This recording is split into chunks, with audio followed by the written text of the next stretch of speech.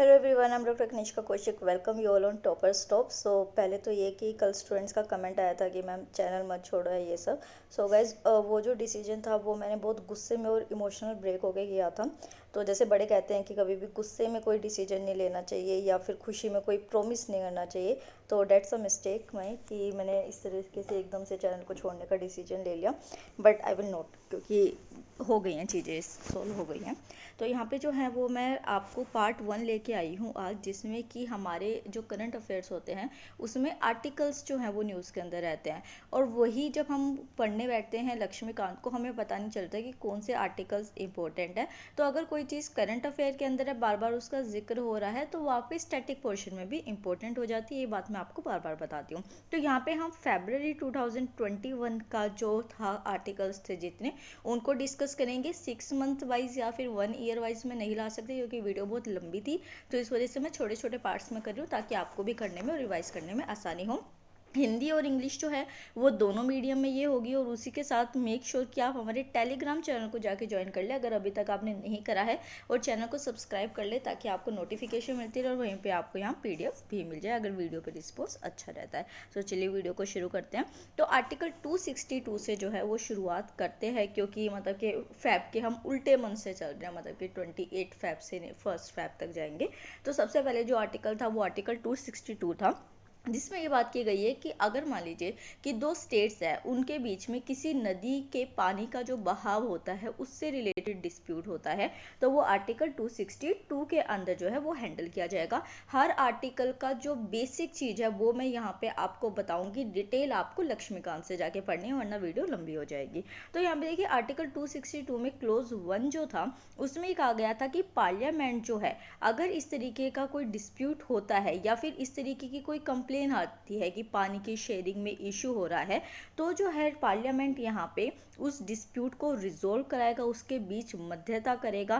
किस तरीके से कि मतलब कि अगर यूज से रिलेटेड, डिस्ट्रीब्यूशन या फिर वोटर के कंट्रोल से रिलेटेड इंटरस्टेट रिवर की किसी के डिस्प्यूट है तो उस केस में वहीं पे जो है वो क्लोज 2 के अंदर पार्लियामेंट ये कहता है कि ये जो पावर है डिस्प्यूट रिजोल्व कराने की, और जो भी डिसीजन जो है वो एडजुडिकेशन से आएगा, वोटर काउंसिल्स के थ्रू जो आएगा, तो वो जो है वो सुप्रीम कोर्ट में या फिर कोई और जो कोर्ट है वो यहाँ पे इंटरफेयर नहीं कर सकता, अपना जुरिस्डिक्शन नहीं अप्लाई कर सकता है अगर कोई भी वोटर से रिलेटेड या इंटरस्टेट वाली चीज़ें आती हैं। तो आपको ये वाला जो है ये प्रीलिम्स के पॉइंट से याद रखना है आपको कि सिर्फ पार्लियामेंट के पास पावर होती है, यहाँ पे कोई भी सुप्रीम कोर्ट या कोई और कोर्ट इंटरफेयर नहीं कर सकता। नेक्स्ट जो है ये हिंदी में चीज़ है, क्योंकि हिंदी के बहुत स्टूडेंट्स आते हैं कि मैम हिंदी में कंटेंट दीजिए, तो आप भी हमारे लिए उतने ही ज़रूरी हैं जितने कि जो इंग्लिश मीडियम से यूज़ कर रहे हैं। बात यह है कि अभी हमारे पास थोड़े रिसोर्सेज कम है, चैनल जैसे जैसे बड़ा होगा हम आपके लिए चीज़ें अवेल कराते रहेंगे। तो यहाँ पे धारा 1 के अंदर संसद विधि द्वारा किसी अंतरराज्यिक नदी या नदी दून का या उसमें जल का जो प्रयोग होता है उससे रिलेटेड जो भी विवाद होता है उसके न्याय निर्णय के लिए उपबंध कर सकेगी। हिंदी में थोड़ी सी वो है तो आप थोड़ा समझ लीजिएगा इसको, इंग्लिश में मैंने एक्सप्लेन कर दिया। नेक्स्ट जो है वो आता है प्रेसिडेंट रूल।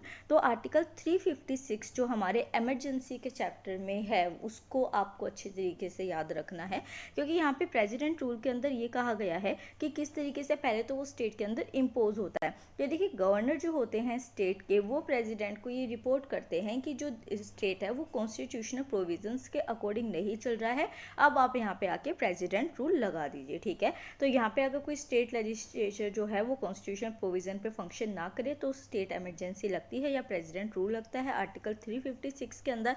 और इसके अगर हम ड्यूरेशन की बात करते हैं तो एक टाइम का जो ड्यूरेशन होता है वो 6 मंथ्स होता है, और मैक्सिमम 3 इयर्स तक इसको बढ़ाया जा सकता है, मतलब 6 महीने करके जो है वो 6 बार उसको लगाया जाएगा। कितने टाइम के लिए? 3 साल के लिए। 3 साल के बाद जो है वो एक्सटेंड नहीं किया जा सकता। और ये आपका प्रीलियम्स का पॉइंट है अच्छे से। और उसी के साथ टर्मिनेशन की अगर बात करते हैं तो प्रेसिडेंट को जब ये महसूस होता है कि हाँ भाई अब सिचुएशन जो है वो ठीक हो गई है, स्टेट जो है वो कॉन्स्टिट्यूशन प्रोविजंस के अकॉर्डिंग चलने लग गया है, तो फिर प्रेसिडेंट को पार्लियामेंट अप्रूवल की ज़रूरत नहीं है, वो प्रेसिडेंट रूल को हटा सकते हैं। उसी के साथ अगर हम एग्जीक्यूटिव अथॉरिटी की बात करते हैं तो यहाँ पे प्रेसिडेंट जो है वो स्टेट के अंदर जाके नहीं बैठेंगे कि चलिए अब मैं रूल्स रेगुलेशन करता हूँ, तो एग्जीक्यूटिव अथॉरिटी जो है वो गवर्नर के पास ही रहेगी। और अगर हम बात करते हैं पार्लियामेंट के रोल की यहाँ पे, तो देखिए पार्लियामेंट कोई भी जो प्रोक्लेमेशन करता है इस टाइम में प्रेसिडेंट रूल में, क्योंकि जो स्टेट की पावर होती हैं, जो स्टेट लिस्ट में सब्जेक्ट होते हैं, वो कहाँ चले जाते हैं, सेंट्रल गवर्नमेंट के पास चले जाते हैं। तो जो भी प्रोक्लेमेशन की जाती है पार्लियामेंट के थ्रू, तो जब जो वो डेट ऑफ इशू है उसके बाद जो है स्टेट लेजिस्लेचर को वो चीज़ें अप्रूव करनी, पार्लियामेंट का जो है वो अप्रूवल 2 महीने के अंदर आना चाहिए। नेक्स्ट जो है वो है कि क्या न्यू प्रोविजंस यहाँ पे है। तो जो 44th कॉन्स्टिट्यूशन अमेंडमेंट एक्ट 1978 आई थी, उसमें ये कहा था कि प्रेसिडेंट जो रूल है वो किसी भी स्टेट में 1 साल से ज़्यादा बढ़ नहीं सकता। जैसे कि 6 महीने का अभी हमने टाइम देखा ना, तो कोई 1 साल तक एक्सटेंड नहीं हो सकता। बट यहाँ पे 2 कंडीशन साथ के साथ दी गई कि अगर नेशनल इमरजेंसी ऑपरेशन में है और उस टाइम स्टेट इमरजेंसी लगी हुई है, तो उस टाइम में 6 महीने के बाद उसको दोबारा जो है वो एक्शन में लाने की जरूरत है, वो 1 साल तक एक्सटेंड हो सकती है, उससे ज़्यादा हो सकती है। और उसी के साथ इलेक्शन कमीशन अगर ये सर्टिफाई कर दे कि जो प्रेसिडेंट रूल है वो नेसेसरी है असेंबली इलेक्शंस को होल्ड कराने के लिए, तो फिर वो जो इमरजेंसी है वो 1 साल तक एक्सटेंड हो जाएगी। तो ये याद रखना है आपको। यही चीज़ एक बार हिंदी में देखते हैं। तो राष्ट्रपति यदि इस तथ्य से संतुष्ट होते हैं कि किसी राज्य में ऐसी स्थिति उत्पन्न हो गई है कि राज्य सरकार संविधान के प्रावधानों के अनुसार शासन नहीं चला पा रही है, तो अनुच्छेद 356 के तहत भारत के राष्ट्रपति राज्य सरकार को निलंबित कर सकते हैं और राज्य में राष्ट्रपति शासन लगा सकते हैं, जिसको हम स्टेट इमरजेंसी या कॉन्स्टिट्यूशनल इमरजेंसी भी कहते हैं। तो यहाँ पे जो है वो आ गए कि यहाँ पे अनुच्छेद 356 जो है वो लागू होने पर राज्य में कोई मंत्रिपरिषद नहीं होते। और दूसरा पॉइंट आप देख लीजिएगा। नेक्स्ट आते हैं आर्टिकल 72 के बारे में। पहले जो है आर्टिकल 72 और जो आर्टिकल 161 है उसके बीच में एक हल्का सा डिफरेंस मैं आपको बता दूं ताकि आपको चीज़ें याद रहें। तो पहली बात तो ये कि आर्टिकल 72 और आर्टिकल 161 वो कौन सी पावर से रिलेटेड करते हैं, पार्डनिंग पावर। पार्डनिंग पावर क्या होता है, किसी को माफ़ करने की क्षमता या फिर पावर। तो यहाँ पे जो आर्टिकल 72 होता है उसके अंदर प्रेसिडेंट के पास जो है वो किसी को माफ़ी देने की पावर होती है, और वहीं पे आर्टिकल 161 के अंदर गवर्नर के पास पावर होती है किसी को माफ़ करने की। अब जो मेन डिफरेंस आप याद रखेंगे प्रेसिडेंट और गवर्नर के बीच में, वो ये होगा कि प्रेसिडेंट जो होते हैं वो डेथ सेंटेंसेस को भी माफ़ कर सकते हैं, गवर्नर नहीं कर सकते। और उसी के साथ प्रेसिडेंट जो है वो मार्शल कोर्ट जो होता है या फिर मिलिट्री कोर्ट होता है उसके थ्रू जो पनिशमेंट दी जाती है उसको माफ़ कर सकते हैं, जो कि गवर्नर नहीं कर सकते। तो ये 2 बेसिक पॉइंट आप याद रखेंगे। अब मैं ये जो 5 चीज़ें हैं, क्योंकि यहाँ पे जो है कई स्टूडेंट्स को टर्म्स में कन्फ्यूज़न होती है कि क्या है, तो मैं कोशिश करती हूँ कि मैं आपको अच्छे से अच्छी लैंग्वेज में उसको समझा सकूँ। तो देखिए पार्डन का क्या मतलब होता है कि आपने बिल्कुल माफ़ कर दिया, कि जैसे उस पर्सन ने कभी ज़िंदगी में कोई गलती की ही नहीं थी, ठीक है। तो पार्डन का क्या हो जाएगा, पी से क्या होगा, PM, मतलब कि पूरी तरीके से माफ़ी। इसको आप इस तरीके से याद कर देंगे, पार्डन का क्या होगा, पूरी माफ़ी, ठीक है, ऐसे याद करेंगे। कॉम्यूटेशन जो है उसमें क्या होता है कि मान लीजिए कोई जो है वो बहुत बड़ी सज़ा दी गई थी, जैसे कि किसी पर्सन को फांसी की सज़ा दी गई थी, पर जब उसने अप्लाई किया कि नहीं मेरी सज़ा थोड़ी कम कर दीजिए, तो उससे क्या हुआ, उसकी सज़ा कम करके उम्र कैद की जेल उसको दे दी गई, तो उसको क्या कहेंगे, हम कॉम्यूटेशन कहेंगे। तो सिंपल वर्ड में जो एक पनिशमेंट होती है उसको सीवियर, लेस सीवियर पनिशमेंट से जो है एक्सचेंज कर दिया जाए, तो उसको हम क्या कहेंगे, कॉम्यूटेशन कहेंगे। नेक्स्ट जो है वो आता है रिप्राइव। रिप्राइव क्या होता है कि टेम्परेरी सस्पेंशन जो होता है वो डेथ सेंटेंस को दे दिया जाता है थोड़े टाइम पीरियड के लिए। मान लीजिए कि अगर कोई फीमेल जो है उसको कोई इशू है या फिर कोई उसको मेडिकल कंडीशन है किसी एक नॉर्मल पर्सन को, तो थोड़े टाइम के लिए उसका जो डेथ सेंटेंस है वो डिले कर दिया जाए, बाद में उसको वो चीज़ दी जाएगी, ठीक है। नेक्स्ट जो है वो रिस्पाइट पे आता है। तो रिस्पाइट में क्या होता है कि अगेन वही कि कोई स्पेशल ग्राउंड होता है, उस कंडीशन में उसको सज़ा नहीं दी जा सकती है, या फिर जो है उसको अब जो पनिशमेंट दी जाएगी वो थोड़ी सी कम दी जाएगी। जैसे कि अगर कोई फीमेल है वो प्रेग्नेंट है तो उस टाइम में ये रिस्पाइट हो जाएगा। और फिर आता है रिमिशन। रिमिशन के अंदर क्या होता है, जो सेंटेंस होता है उसका करेक्टर थोड़ा कम कर दिया जाता है। मान लीजिए कि 1 साल की सज़ा जो थी वो दी गई थी, उसको घटा के 6 महीने का कर दिया जाएगा, तो वो क्या हो जाएगा, आपका रिमिशन हो जाएगा। नेक्स्ट जो है ये चीज़ हिंदी में है, एक बार इसको देख लीजिएगा, PDF आपको टेलीग्राम पे मिली जाएगी इसकी, अगर वीडियो पे रिस्पॉन्स अच्छा रहता है तो नेक्स्ट डिस्कस करते हैं अबाउट द मनी बिल। तो आर्टिकल 110 जो है पार्लियामेंट चैप्टर का, उसको आप अच्छे से याद करेंगे। मनी बिल वैसे भी बहुत बार न्यूज़ के अंदर भी आता है और उसके साथ साथ पेपर में भी पूछा जाता है। तो मनी बिल क्या होता है, पहली बात तो क्या है कि आर्टिकल 110 क्या है। तो जितनी भी मनी बिल से रिलेटेड चीज़ें प्रोविजंस होते हैं या उनके मैटर से रिलेटेड, मनी मैटर से रिलेटेड चीज़ें होती हैं, वो आर्टिकल 110 के अंदर कवर की जाती है। यहाँ पे क्या कवर किया जाता है कि किस तरीके से कोई जो टैक्स है वो इम्पोज किया जाएगा, उसका अबोलिश किया जाएगा, उसको ख़त्म किया जाएगा, उसका रिमिशन करना, उसका ऑल्ट्रेशन करना या उसकी रेगुलेशन करना जो है वो सारे आर्टिकल 110 के अंदर किए जाएंगे। यहाँ पे हम टैक्स की बात कर रहे हैं। उसके बाद जो है जो भी बोरोइंग या फिर जो पैसा है जो गवर्नमेंट ने लिया है या गारंटी किया है उसका रेगुलेशन करना मनी बिल की कंडीशन के अंदर आता है। वहीं पे जो कंसोलिडेटेड फंड है हमारा या फिर जो कंटीजेंसी फंड है उसकी कस्टडी को लेना और उसी के साथ जो है उससे मनी का पेमेंट करना या विड्रॉल करना, कोई भी फंड की अगर ज़रूरत पड़ती है गवर्नमेंट को, वो भी मनी बिल के आने के बाद ही होता है। अब आप मेरे को एक चीज़ कमेंट सेक्शन में बताइए कि जो मनी बिल इंट्रोड्यूस होता है क्या वो प्रेसिडेंट के अप्रूवल से होता है या नहीं होता है, ये वाला आप मेरे को कमेंट सेक्शन में आंसर कीजिए। उसी के साथ जो है अप्रोप्रिएशन की अगर हम मनी बात करते हैं तो कंसोलिडेटेड फंड ऑफ इंडिया से जो भी मनी का अप्रोप्रिएशन होता है वो आर्टिकल 110 के अंदर कवर होगा। उसी के साथ कोई भी जो एक्सपेंस होता है, जो एक्सपेंडिचर पे चार्ज होता है कंसोलिडेटेड फंड ऑफ इंडिया से, मान लीजिए, या फिर एक्सपेंडिचर को बढ़ाना होता है क्योंकि खर्चे जो है वो सरकार पूरे नहीं कर पा रही है, तो वो भी मनी बिल के अंदर होगा। और उसी के साथ जो मनी रिसिप्ट हुई है कंसोलिडेटेड फंड ऑफ इंडिया के अंदर किसी भी तरीके से यूनियन या स्टेट की ऑडिटिंग के टाइम और सारी चीज़ों में, वो भी मनी बिल के अंदर ही आएगी। तो ये जो है मैंने आपको एक ब्रीफ दे दिया, पढ़ना आपको लक्ष्मीकांत से अच्छी तरीके से है। तो यही चीज़ जो है संविधान के अनुच्छेद 110 में धन विधेयक को एक मसौदा कानून के रूप में परिभाषित किया गया है, जिसमें केवल इस अनुच्छेद के तहत सूचीबद्ध किसी अथवा सभी विषयों से संबंधित प्रावधान शामिल होते हैं। तो धन विधेयक दैट इज मनी बिल। ठीक है, तो एक बार आप इसको डिटेल में देख लीजिएगा चीज़ों को। नेक्स्ट जो है वो डिस्कस करते हैं आर्टिकल 239 ए, क्योंकि दिल्ली से रिलेटेड और सेंट्रल की जो खींचातानी है वो हर रोज़ हमें न्यूज़ में देखने को मिलती है किसी ना किसी इशू के ऊपर, इस वजह से ये न्यूज़ के अंदर था। तो आर्टिकल 239 ए जो है वो दिल्ली के रिस्पेक्ट में जो है वो स्पेशल प्रोविज़न बनाते हैं, क्योंकि जब हम अपना लक्ष्मीकांत में यूनियन टेरिटरीज चैप्टर को करने जाते हैं तो हम हर यूनियन टेरिटरीज के बारे में पढ़ते हैं, तो वहाँ पर दिल्ली के लिए स्पेशल प्रोविजंस बनाए गए हैं।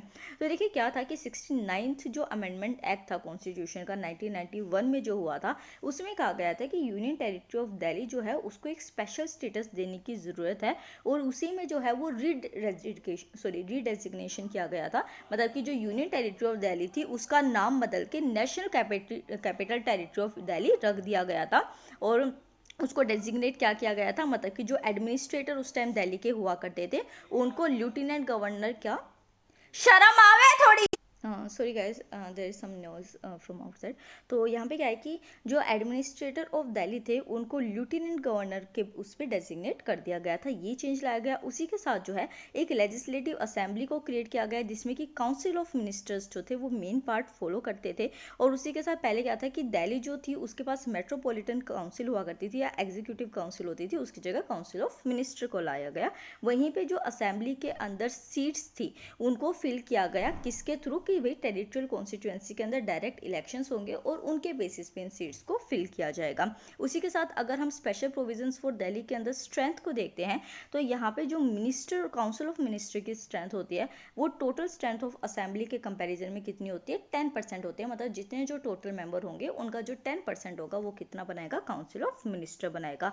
वहीं पे जो अगर हम टोटल देखते हैं कितना होगा वो 10%, तो 7 मेंबर्स वहाँ पे होंगे, जिसमें 1 चीफ मिनिस्टर होगा और 6 अदर मिनिस्टर्स होंगे। जो यहाँ पे चीफ मिनिस्टर होता है उनको प्रेसिडेंट के थ्रू अपॉइंट किया जाता है। This is the important point for prelims, क्योंकि आपको ये लगेगा कि स्टेट की बात कर रहे हैं और अगर इस तरीके से हो रहा है तो गवर्नर ओथ कराएगा, तो गवर्नर यहाँ पे नहीं कराएंगे, प्रेसिडेंट अपॉइंट करेंगे उनको। और उसी के साथ जो अदर मिनिस्टर्स होंगे, तो जैसे स्टेट लेवल पे होता है, नेशनल लेवल पे चीज़ें होती हैं कि प्रेसिडेंट जो है उनको एडवाइस देंगे सीएम कि आप इन मिनिस्टर को अपॉइंट कीजिए, और देन प्रेसिडेंट ही उनको अपॉइंट करेंगे। जो मिनिस्टर्स होते हैं वो प्रेसिडेंट के प्लेजर के अकॉर्डिंग जो है ऑफिस को होल्ड करेंगे, ना कि गवर्नर के प्लेजर के अकॉर्डिंग। और उसी के अकॉर्डिंग काउंसिल ऑफ मिनिस्टर जो है वो कलेक्टिव रिस्पॉन्सिबल होंगे असेंबली के लिए। तो ये सारे 239 ए के अंदर प्रोविजंस हो गए। अब डिस्कस करते हैं एंटी डेफिकेशन लॉ को। तो यहाँ पे एंटी डेफिकेशन लॉ जो है वो आपके आर्टिकल्स के अंदर नहीं आई है, शेड्यूल के अंदर आई है, बट एक ही शेड्यूल जो था वो पूरे फैब के करंट अफेयर के अंदर था, तो मैं उसके लिए सेपरेट वीडियो बना नहीं सकती थी, तो इस वजह से मैंने इसको इसमें ही इंक्लूड कर दिया है। तो देखिए जो 10th शेड्यूल था वो कॉन्स्टिट्यूशन के अंदर 1985 के अंदर बनाया गया था बाय 52nd अमेंडमेंट एक्ट। एक चीज़ मैं और आपको बता दूँ कि I am preparing a video जिसमें कि जो हमारे शेड्यूल्स होते हैं, सोर्सेज ऑफ कॉन्स्टिट्यूशंस होते हैं, उनको हम टिप्स एंड ट्रिक्स के साथ कैसे कर सकते हैं, आई होप कल वाली जो है वो वीडियो आ जाएगी, तो मेक श्योर आप उस वीडियो को देखें। बहुत सिंपल तरीके से सिर्फ 2 मिनट के अंदर जो है वो आपके सारे शेड्यूल्स आपको याद हो जाएंगे, और वो इंपॉर्टेंट होते हैं क्योंकि आप अगर वेरियस एग्जाम्स के लिए प्रिपेयर करते हैं तो हर एग्जाम में 1 या 2 शेड्यूल्स तो आपसे पूछे ही जाते हैं, तो आपका वो वाला पोर्शन उससे अच्छी तरीके से कवर हो जाएगा। तो यहाँ पे 52nd अमेंडमेंट एक्ट जो थी 1985 में, उसके थ्रू 10th शेड्यूल को लाया गया था। इसमें जो 10th शेड्यूल था उसमें कहा गया कि देखिए जो भी लेजिस्लेचर जो है वो डिस्क्वालीफाई होते हैं किस बेसिस पे, on the ground of defecation के मतलब कि वो जो सॉरी डिफेक्शन की मतलब कि किस तरीके से जो है आप अपनी पार्टी को धोखा दे रहे हैं, या फिर जो रूल्स रेगुलेशंस होते हैं पार्टी के उनको आप ख़त्म कर रहे हैं, तो यहाँ पे प्रिसाइडिंग ऑफिसर या फिर जो होता है लेजिस्लेचर का, वो उनके पास एक पिटीशन जाती है और फिर वो उस मेंबर को डिस्क्वालीफाई कर देते हैं। यहाँ पे जो डिसीजन होता है कि डिस्क्वालिफिकेशन का या ग्राउंड ऑफ डिफेक्शन का, वो चेयरमैन के पास जाता है या फिर स्पीकर ऑफ द हाउस के पास जाता है, और जो वो डिसीजन यहाँ पे लेते हैं वो फाइनल डिसीजन होता है। अगर हम डिस्क्वालिफिकेशन की बात करते हैं तो यहाँ पे कोई भी मेंबर जो एक पॉलिटिकल पार्टी से बिलोंग करता है, अगर वो अपना वॉलंटरी दे देता है मेंबरशिप पॉलिटिकल पार्टी से कि अब मैं इसके अंदर काम नहीं करना चाहता हूँ, आज से बेटा तू अगेन सॉरी गाइज, लिटरली बहुत ज़्यादा शोर है क्योंकि कर्फ्यू लगा हुआ है, सब घरों में है, सब अपने काम करा रहे हैं या कुछ करा रहे हैं। तो यहाँ पे क्या है कि डिस्क्वालिफिकेशन कब होता है, तो यहाँ पे कोई भी जो मेंबर ऑफ हाउस होता है, जब वो किसी पॉलिटिकल पार्टी से बिलोंग करता है और वो उस पॉलिटिकल पार्टी की अपनी जो मेंबरशिप होता है उसको अपनी मर्जी से दे देता है कि मैं अब इस पार्टी में कंटिन्यू नहीं करना चाहता। उसी के साथ जो है जो वोट्स जो है वो लेजिस्लेचर देता है, मतलब कि मान लीजिए कि पॉलिटिकल पार्टी ने डिसीजन लिया कि आप इसके फेवर में या इसके अगेंस्ट में जो है वो वोट देंगे, पर वो मेंबर जो है वो नहीं देता इस तरीके से वोट, तो उस टाइम में उसको डिस्क्वालीफाई कर दिया जाएगा। अगर मान लीजिए कोई इंडिपेंडेंट कैंडिडेट है और वो किसी पॉलिटिकल पार्टी को ज्वाइन कर लेता है आफ्टर द इलेक्शंस, तो उसको डिस्क्वालीफाई कर दिया जाएगा। या फिर मान लीजिए कोई नॉमिनेटेड मेंबर है जो एक पार्टी को ज्वाइन कर लेता है आफ्टर 6 मंथ, जब वो एक लेजिस्लेचर के अंदर जाता है तो उसको डिस्क्वालीफाई कर दिया जाता है। तो ये सारे आपके पार्ट्स हो गए, इसको जो है आप एक बार हिंदी में पढ़ लीजिएगा, तो ये सारी चीज़ें वही है सेम जो मैंने अभी इंग्लिश में आपको बताई हैं। नेक्स्ट जो है वो आता है आर्टिकल 50। तो ये वाले जो अब हम आर्टिकल्स देखेंगे वो क्या होता है कि जो सेपरेशन ऑफ पावर की बात की गई है हमारे सेंट्रल और जो स्टेट लॉज होती हैं उनके अंदर, उससे रिलेटेड है। तो आर्टिकल 50 के अंदर जो है ये कहा गया कि स्टेट जो है वो स्टेप्स लेगा कि किस तरीके से जो जुडिशरी है उसको एग्जीक्यूटिव से अलग रखा जाए, ताकि जो इंडिपेंडेंसी ऑफ जुडिशरी है वो मेंटेन किया जा सके। तो ये आर्टिकल 50 के अंदर कही गई। वहीं पे आर्टिकल 122 और जो 212 है उसके अंदर क्या कहा गया है, तो देखिए जितनी भी प्रोसीडिंग्स पार्लियामेंट के अंदर होती है या फिर लेजिस्लेचर के अंदर होती है, उसको किसी भी कोर्ट के अंदर जाके जो है वो क्वेश्चन नहीं किया जा सकता कि ये प्रोसीडिंग क्यों हुई, कैसे हुई। तो यहाँ पे जो लेजिस्लेचर्स होते हैं उनको कुछ प्रिविलेजेस मिलते हैं इस रिगार्ड में, तो यहाँ पे आर्टिकल इस वजह से 122 और 212 आ जाएगा। नेक्स्ट जो है वो आता है कि किस तरीके से सुप्रीम कोर्ट या फिर जो हाई कोर्ट के जजेस होते हैं वो अपने जुडिशियल कंडक्ट के अंदर ये डिस्कस नहीं कर सकते, मतलब सॉरी जो पार्लियामेंट है या फिर जो स्टेट लेजिस्लेचर है वो किसी भी हाई कोर्ट के या फिर सुप्रीम कोर्ट के या किसी भी जज का जो जुडिशियल कंडक्ट है उसको पार्लियामेंट के अंदर जाके डिस्कस नहीं कर सकते, क्योंकि ये गलत हो जाएगा और इंडिपेंडेंस जो जुडिशरी है वो उससे ख़त्म हो जाएगी। नेक्स्ट आता है आर्टिकल 53 एंड 154। ये भी आपका 53 जो है वो यूनियन के लिए और 154 जो है वो स्टेट के लिए होगा। तो यहाँ पे एग्जीक्यूटिव पावर जो है वो यूनियन और स्टेट्स की प्रेसिडेंट और गवर्नर को जो दी गई है उसके बारे में जिक्र किया जाता है, और उसी के साथ बताया जाता है कि जो प्रेसिडेंट और गवर्नर होते हैं जितनी भी सिविल और क्रिमिनल लायबिलिटी होती हैं अपने ऑफिस टाइम में वो उससे इम्यूनिटी को एंजॉय करते हैं, मतलब कि उनके ऊपर कोई भी प्रोसीडिंग्स नहीं होती है। फिर आता है आर्टिकल 361 जिसके अंदर ये कहा गया है कि जो प्रेसिडेंट और जो गवर्नर होते हैं वो किसी भी कोर्ट में आंसरेबल नहीं होंगे जाके कि जो भी उन्होंने अपनी पावर्स का या फिर जो भी उन्होंने परफॉर्मेंस की है अपनी ड्यूटीज़ को परफॉर्म करते हुए, ये आर्टिकल 361 के अंदर आ जाएगा। यही चीज़ जो है वो सारी हिंदी के अंदर है, आप एक बार इसको रीड कर लीजिएगा, समझा मैंने आपको दिया ही है। नेक्स्ट आता है मोशन ऑफ थैंक्स, और इसके अंदर क्या होता है, तो देखिए प्रेसिडेंट जो होते हैं वो पार्लियामेंट की जब जॉइंट सिटिंग को एड्रेस करते हैं, जब बजट सेशन जो है वो शुरू होता है, तो यहाँ पे गवर्नमेंट के थ्रू इस मोशन ऑफ थैंक्स को बनाया जाता है। और अगर मोशन ऑफ थैंक्स को फेल कर दिया जाए तो फिर यहाँ पे गवर्नमेंट जो होती है उसको रिज़ाइन करना होता है। तो यहाँ पे लिस्ट ऑफ अचीवमेंट अपनी बताई जाती है प्रेसिडेंट के थ्रू। प्रोविजंस जो इनको गवर्न करते हैं, तो यहाँ पे आर्टिकल 86 और आर्टिकल 87 जो है वो आपको याद रखना है, क्योंकि प्रेसिडेंट का एड्रेस और मोशन ऑफ थैंक्स जो है वो इनके अंडर रेगुलेट किए जाते हैं। किसके अंदर ये आते हैं? दो जो rules of procedure and conduct of business है लोकसभा के अंदर, इस कैटेगरी के लिए ये अंदर ये आएंगे। और मेंबर ऑफ पार्लियामेंट जो है वो मोशन के ऑफ थैंक्स के ऊपर वोट करते हैं, और फिर ये जो मोशन ऑफ थैंक्स है ये दोनों हाउसेस के अंदर पास होना ज़रूरी होता है। अमेंडमेंट्स मोशन ऑफ थैंक्स के अंदर क्या है, तो देखिए जो भी नोटिस होते हैं amendments to motion of the thanks के, प्रेसिडेंट एड्रेस के बाद जो है वो प्रेसिडेंट के आगे जो है उसको टेबल किया जाता है। उसी के साथ जो अमेंडमेंट्स होते हैं उनमें सारे वो मैटर्स होते हैं जो कि दिखाते हैं कि मेंबर्स का ओपिनियन क्या है। और अगर मान लीजिए कि वही चीज़ मैंने आपको बताया कि अगर अमेंडमेंट जो है या फिर जो मोशन ऑफ थैंक्स है उसको पास नहीं करा जाएगा तो फिर वो जो गवर्नमेंट होगी उसको रिज़ाइन करना होगा। नेक्स्ट जो है ये चीज़ जो है हिंदी में आप एक बार देख लीजिएगा, सेम बिल्कुल कंटेंट मैंने रखा है, कोई भी डिफरेंस यहाँ पे नहीं है। नेक्स्ट डिस्कस करते हैं about the state election commission. तो यहाँ पे कॉन्स्टिट्यूशन ऑफ इंडिया जो है उसमें स्टेट इलेक्शन कमीशन का जो जिक्र किया गया है पंचायत एंड म्यूनिसिपैलिटी के लिए, वो कहा किया गया है आर्टिकल 243 के एंड 243 जेड ए के अंदर। तो इन दोनों को याद रखेंगे आप। इसमें सिंपली बस यही चीज़ है कि जो भी डायरेक्शन, कंट्रोल या प्रिपरेशन होता है इलेक्टोरल रोल्स का पंचायत में और म्यूनिसिपैलिटी में, वो किसकी जिम्मेदारी होती है? स्टेट इलेक्शन कमीशन की होती है। उसी के साथ ये कहा गया है कि आर्टिकल 243C3 जो है उसके अंदर गवर्नर जो होता है वो स्टेट इलेक्शन कमीशन अगर उनको रिक्वेस्ट करता है कि स्टेट इलेक्शन कमीशन को ज़्यादा से ज़्यादा स्टाफ दे दीजिए तो फिर वो गवर्नर के थ्रू प्रोवाइड किया जाता है। यही चीज़ जो है हिंदी में, तो आप इसको एक बार देख लीजिएगा। उसी के साथ जो है ये वीडियो ख़त्म होती है। आज नॉइज़ की प्रॉब्लम बहुत ज़्यादा, मैं ट्राई करूँगी कि कल की वीडियो जो है मैं वो रात को प्रिपेयर करूँ, क्योंकि दिन में कर्फ्यू के टाइम में बहुत ज़्यादा शोर और डिस्टर्बेंस यहाँ पे हो रही है। तो आई होप आप जो है इस चीज़ से थोड़ा एडजस्ट करेंगे। और टेलीग्राम चैनल को जाके ज्वाइन कीजिए, वीडियो को लाइक कीजिए, चैनल को सब्सक्राइब कीजिए। Thank you so much.